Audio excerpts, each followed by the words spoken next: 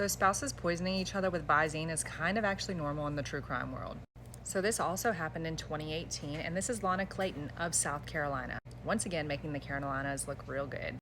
So Lana was a nurse, and I'm guessing that might be how she met her husband.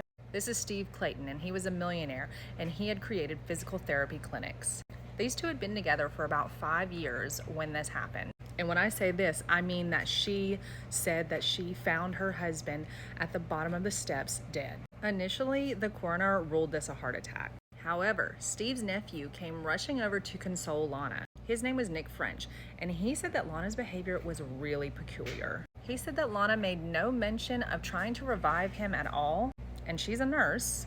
Also, he said that Steve always had his cell phone on him and his phone was nowhere to be found. What also tipped Nick off is that she immediately wanted him cremated. He said something to the effect of, "There's a funeral home right down the road. Let's take him down there and get him cremated." Now, Steve's nephew, Nick, was also a police officer in a neighboring town, so this behavior just really tipped him off, and he decided to ask for toxicology on the autopsy. And when they did, they found the ingredient for Visine in a heavy dose in his blood. Of course, Lana was arrested and tried, and she says that on that fatal morning that she had made sure that Steve had his glass of water, and then she went out to do yard work. Well, her initial story was that she just came back in and found him at the bottom of the steps, but what she ended up admitting is that she actually had gotten into an argument with him, and she just impulsively grabbed the Visine and squirted some in his drink, and she never meant to kill him. She just meant to give him a stomach ache.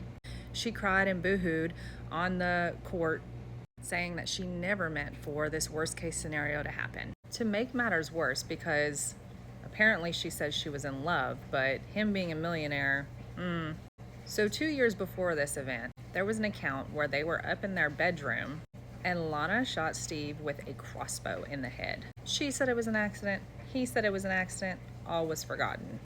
Clearly, it was really a precursor as to what was to come, sadly. Lana was sentenced to 25 years in jail.